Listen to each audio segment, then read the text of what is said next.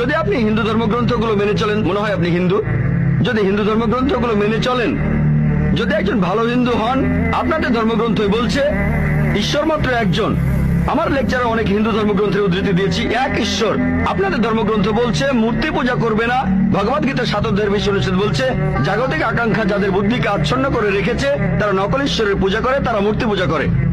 এক ঈশ্বরে বিশ্বাস করতে হবে। আজকে আমার লেকচারে বলেছিলাম বিশ্বাস করতে হবে অন্তিম ঋষিকে, কল্কি অবতার, যার বাবার নাম হবে বিষ্ণু ইয়াস আব্দুল্লাহ, তার মায়ের নাম হবে সুমতি আমিনা।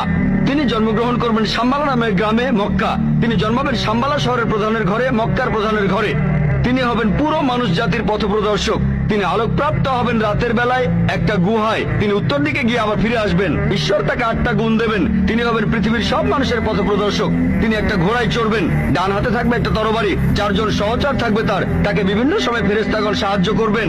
এরকম আরো অনেক অনেক। এই মানুষটা কে?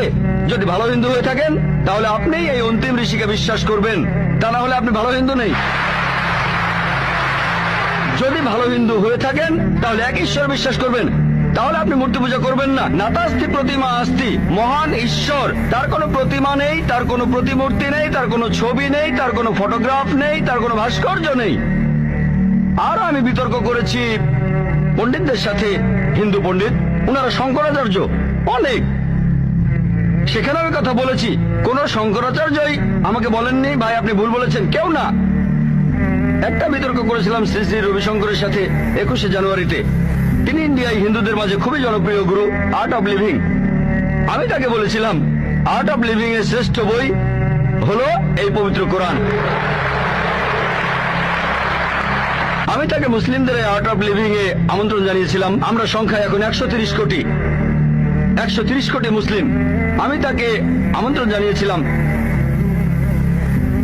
যদি তিনি ধর্মগ্রন্থগুলো মানেন, তিনি বেদের উপরে একজন বিশেষজ্ঞ, তাকে এটা মানতেই হবে। একইভাবে বোন, আপনাকে বুঝতে হবে অন্য সব ধর্মগ্রন্থগুলো হয়তো আল্লাহর বাণী আপনি বলছেন, সময় বদলানোর সাথে সাথে সেগুলোও কিন্তু বদলে গেছে। স্বামী বিবেকানন্দ বলেছেন বেদের ৯৯%ই হারিয়ে গেছে, বাকি যে ১% আছে সেটা আমাদের কঠোরভাবে মানতে হবে।